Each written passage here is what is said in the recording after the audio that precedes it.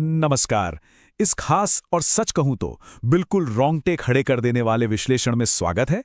आज हम जिस लोक कथा की चर्चा करने वाले हैं वो सिर्फ एक कहानी नहीं, बल्कि लालच और उसके भयानक अंजाम का एक खौफनाक सच है। मतलब जब इंसान अपनी हदों को पार कर दे तो कुछ अदृश्य शक्तियां किस तरह अपना कर्ज वसूलती हैं, यही सब हम आज गहराई से जानेंगे। तो चलिए सीधे मुद्दे पर आते हैं। गरीबी से बचने के लिए इंसान आखिर किस हद तक जा सकता है? और ये कल्पना करना भी डरावना है कि क्या हो अगर वो कर्ज किसी ऐसी शक्ति से लिया जाए जो इस दुनिया की है ही नहीं। जी हां, एक ऐसा खौफनाक सौदा जिसकी कीमत रुपयों में नहीं बल्कि खून में चुकानी पड़ती है। तो हमारी इस चर्चा का पहला हिस्सा है एक हताश जीवन। कहानी शुरू होती है कानपुर से। वहां अजितेश नाम का एक आदमी रहता था जिसकी जिंदगी सच कहूं तो एक गहरे दलदल जैसी बन चुकी थी। घर में पत्नी सुनीता और एक छोटा बेटा था, लेकिन जिंदगी का बोझ बहुत भारी था। एक तरफ उसका डूबता हुआ बिजनेस और सिर तक कर्ज, और दूसरी तरफ उसका अपना सगा भाई सुरेश। सुरेश लखनऊ का एक बहुत अमीर बिजनेसमैन था। बड़ा घर, लग्जरी गाड़ियां, और जब भी वो अजितेश से मिलता तो उसकी नजरों में एक अजीब सी दया होती थी। ऐसी दया जो अक्सर बहुत चुभती है। ये जो लगातार तुलना थी ना, इसने अजितेश के अंदर एक ऐसी जलन पैदा कर दी जो उसे एक बेहद खौफनाक फैसले की तरफ ले जाने वाली थी। और फिर आई कड़ाके की सर्दी वाली वो एक रात। घने कोहरे के बीच मोहल्ले में एक बूढ़ा सफेद बालों वाला तांत्रिक घूम रहा था। उसकी कमर झुकी हुई थी और सबसे डरावनी बात, उसके दोनों कंधों पर एक एक जिंदा कौवा बैठा था। वो जोर जोर से चिल्ला रहा था, अपनी फूटी किस्मत को बदलो, अगर किस्मत बदलनी है तो मेरे पास उपाय है। कोहरे के बीच उन कौवों की चमकती आंखें किसी बुरे सपने से कम नहीं थीं। लेकिन उस भारी हताशा में अजितेश को इसी भयानक आवाज में एक उम्मीद की किरण नजर आ गई। अब आते हैं दूसरे हिस्से पर, खौफनाक काकतंत्र और एक खूनी रस्म। पूरी रात उस टूटे हुए घर की छत को घूरते हुए अजितेश सो नहीं पाया।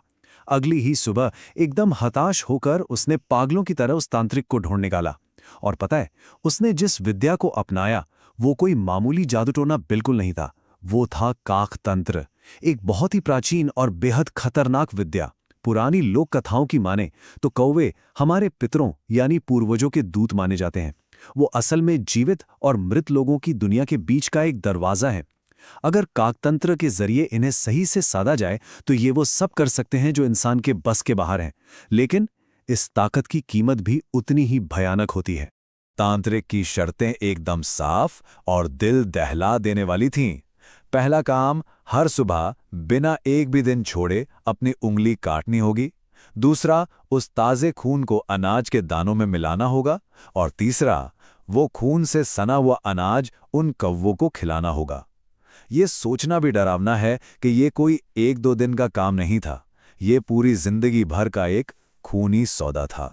सौदे को पक्का करने के लिए तांत्रिक ने अजितेश का खून उन कौवों को खिलाया और उसे एक आखिरी बहुत ही गंभीर चेतावनी दी।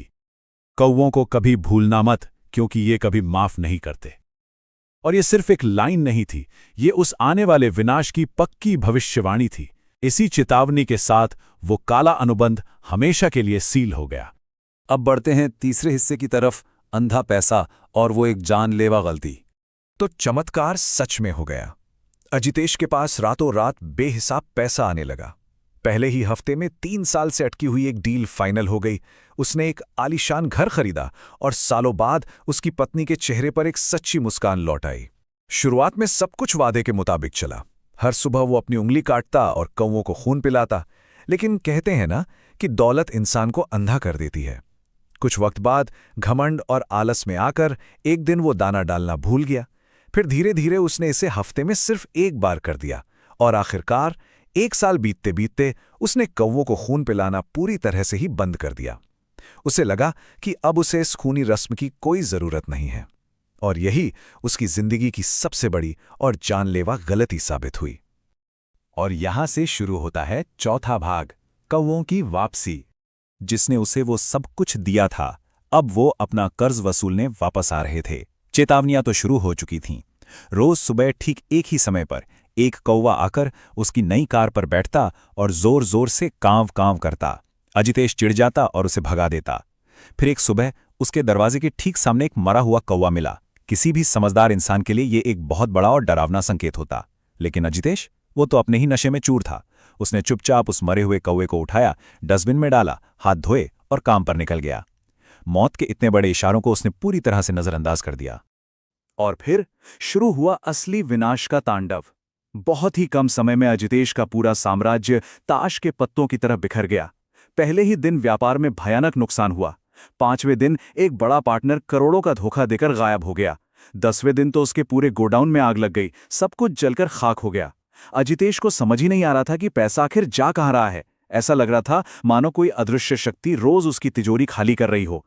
15वें दिन तक नौबत ये आ गई कि उन्हें अपना वो आलीशान घर छोड़कर वापस उसी पुराने टूटे हुए मकान में लौटना पड़ा। लेकिन असली खौफ तो उस पुराने घर में उनका इंतजार कर रहा था।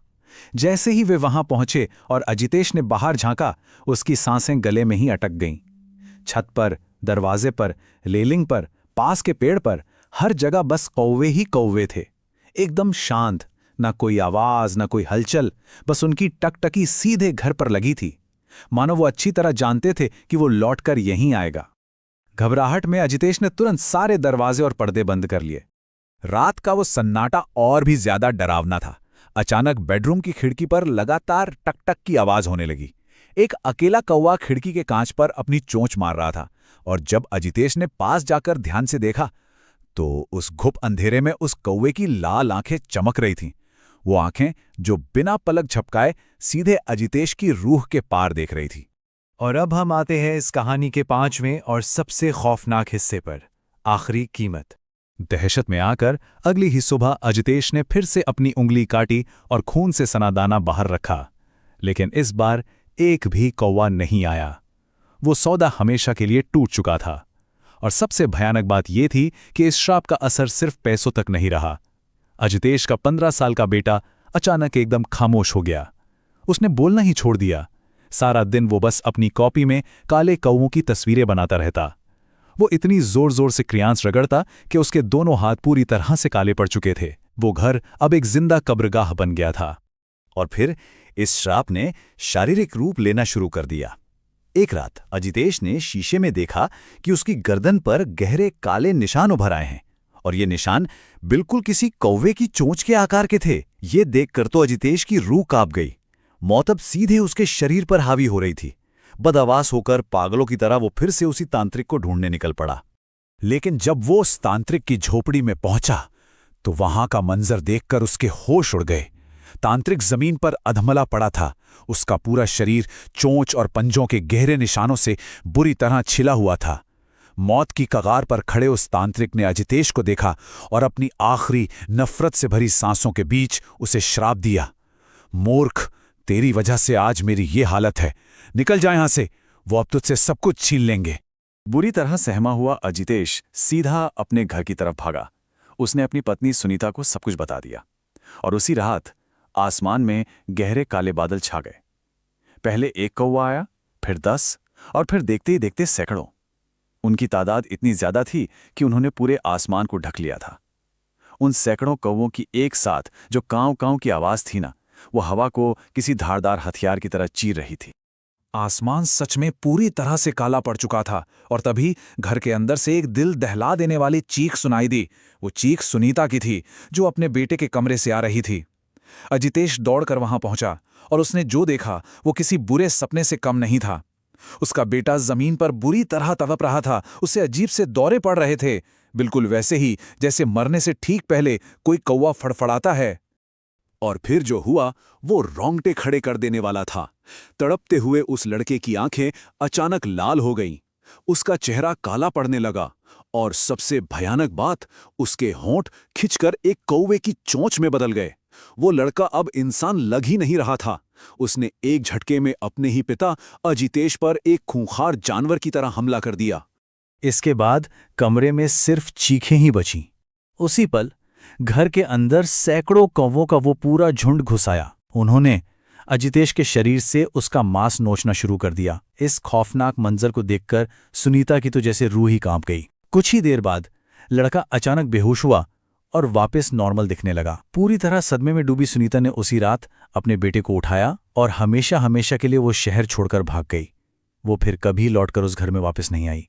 तो इस पूरी चर्चा के अंत में एक बहुत ही गहरा सवाल सामने आता है।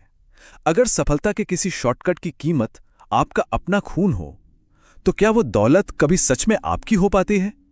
आज भी कानपुर का वो घर एक खंडर बन चुका है, लेकिन आसपास के लोग कहते हैं कि उसके ऊपर आज भी सैकड़ों कौवों का एक झुंड हमेशा मंडराता रहता है। लालच की कीमत चुकाई जा चुकी है।